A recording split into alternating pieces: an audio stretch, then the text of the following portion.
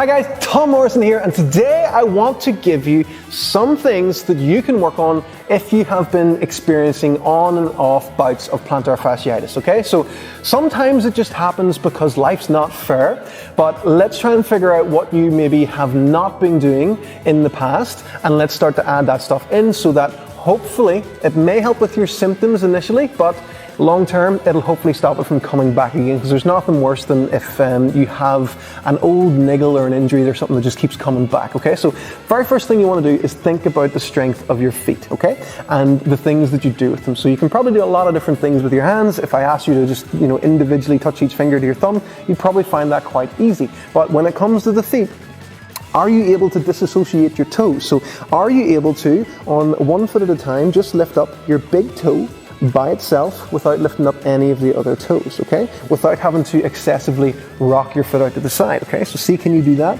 on both sides? Then see, can you lift the little toes up by themselves? So if you can just lift them up by themselves like that, while keeping the big toe pressed down to the ground. Again, not rocking the foot over to the side like this. So see, can you do that on both sides easily? Then from there, if you're really struggling, okay, you can start to use your hands to assist you. So if you really can't do that at all, it might feel like you're trying to bend spoons with your mind. So what you can do first of all is just use your hands to help you out. So lift up all of the toes and then just try and see, can you push the other ones down? So just hold your big toe, push the other ones down, and then you can mix that up. You can lift up the little toes and just try and push the big one down. And just spend time doing that. That's all it takes for this stuff. Spend time doing it and you'll probably start to feel all the muscles in the arches of your foot really starting to do stuff there and wake up as well. Other little things, just spread the toes as much as you can. If you want to be a full-on toe ninja, you could press down the big toe and then curl the little toes while they're up at the same time, and you'll feel all kinds of weird things happening there. So it's not really a fancy skill, as it were, but you want to have the ability to be able to do that with your feet, okay? So that's strengthening your feet is your first protocol to stop pain happening. So if something maybe feels weak, then adding that strength, that gives you the potential to the pain not need to be there. So other things you want to do is walk around in your bare feet more often, okay? And move your feet on hard surfaces, walk on hard floors, and spread your toes as you're walking, all that kind of stuff. Even if you have some rocks in your back garden that you can walk on, smooth, big rocks, just to decondition your feet. Because if the feet are too sensitive, then that's whenever they can start to get really annoyed whenever you start to run and stuff. So you almost want to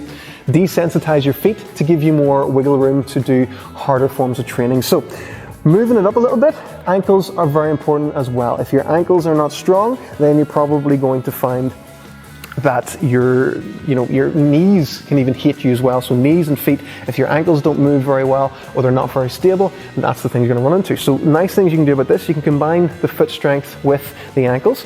Point your toes as much as you can. Really turn your foot into a claw and then start to draw circles just with your big toe. Really nice and slowly like that, and build that up over time, okay? And I would just say to anyone, just spend 5 to 10 minutes in the evenings doing this. If you're having this issue on and off and it's really messing up your training, 5 to 10 minutes every night. It shouldn't even be a question of having to do it. You should just do it because it's going to help, okay? So build up the strength that way as well. Pull the toes back as much as you can and just draw the circles with the ball of your foot.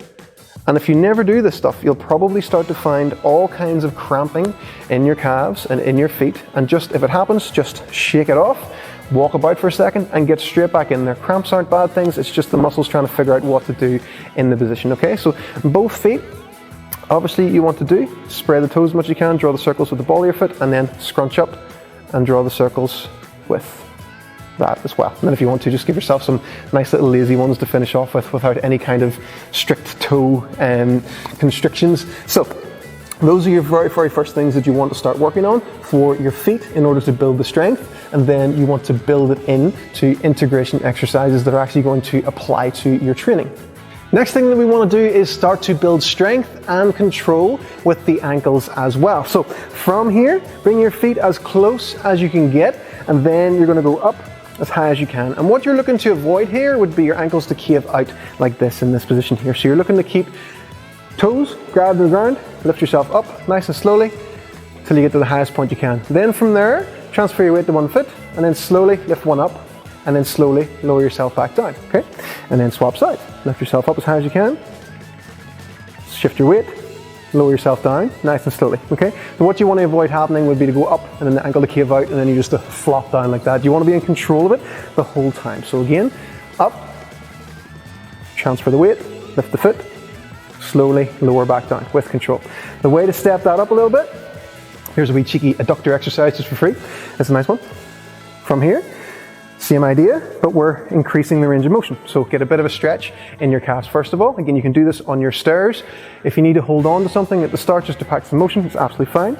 Lift yourself up to that top position as much as you can, and then lift the foot, and then slowly lower down, okay? Practice that on both sides. If you start falling all over the place, it's absolutely fine. You want to challenge yourself with these drills, okay? So that's building yourself with control. Other things we want to do there is build the strength as well. So from here, just calf raises while on your stairs. Do these until your calves explode, okay? You might even grow some. That'd be awesome if you had calf. Turn the toes to face each other. Lift yourself up as well. And then turn the feet so they're ever so slightly outwards. And that's much easier on a stair actually compared to a plate. But you want to do this stuff for high rep, okay? So if you're not feeling the burn happening until you've already done like 15, start counting from there, okay? So make your calves have to work. Make your ankles feel like they've been challenged. Make this stuff really easy, and then you don't need to worry about it as much in the future, okay? You can actually get away with doing a lot less of this stuff if you do loads of it for a small period of time, okay? After that, we want to move into a drill that actually integrates into our running pattern as well. Lastly, we want to learn how to not only generate force, but absorb force and also reuse the force if we want to be a good Jedi. So from here, we're going to break this down so that you have something to aim at with lateral jumps, okay? So you're going to go into a stance like this. So one knee's up, opposite elbow is up like that. And make sure your back elbow is up at a nice right ankle position. From there, you're then going to jump from this foot to the other foot and change sides with the upper body, okay? So this is your first drill. You're looking to absorb your own force, okay? And not fall over. You're looking to land at the target that you've set for yourself. The way to make this harder is just to quite literally move that further away. The next thing that you want to be able to do is be able to take the force that you've used and then to reabsorb that force and use it again. So you add a little hop after you've finished your landing position. From here, we go once this side, hop, hop, and you're trying to land in the exact same place, okay? If this happens, not good enough. You want to start to practice that and be really, really ruthless with yourself, okay? So I love mixing in drills of a bit of chaos. So it's like trying to work on balance and making yourself deliberately fall and having to correct it. Great things to do. Makes your body have to think for itself. But you also want to give it that element of restrictions and control as well, because it just gives you more dominance over your entire body. So again, from here, you're in this stance. You hop, you land, you hop, okay? Land, hop, land, hop, land, hop. Work on that. And again, set a timer, 5 minutes, work on it, take breaks if you have to. If you start falling all over the place or you feel like you're getting too tired or not getting any benefits from it, just take a break. Build this stuff up until it is incredibly easy for you. Mix up your training with your shoes and also barefoot training as well. When it comes to other treatments and therapies for plantar fasciitis, if you really feel like you're getting nowhere, then I would definitely visit a good podiatrist to see what their thoughts are. Some people need insoles, some people don't need insoles, but I would always say you want to strengthen your feet anyway. Why would you avoid making something strong whenever it is that easy to do? So again, set a timer just every night. If, like I said, if this is a big problem, you want to work on it every night, 5 to 10 minutes, work on your toe exercises, work on strengthening your feet, work on the strength of your ankles, and work on your balance, okay? If you do that for a long period of time, you'll probably find that you run into a lot less problems. And the happy flip side of that as well is there's a ton of other benefits to this stuff for your knees and your hips and your lower back stability as well. So all of these drills are great to do. Make them easy and other things will just become lovely jubbly for you. Okay guys?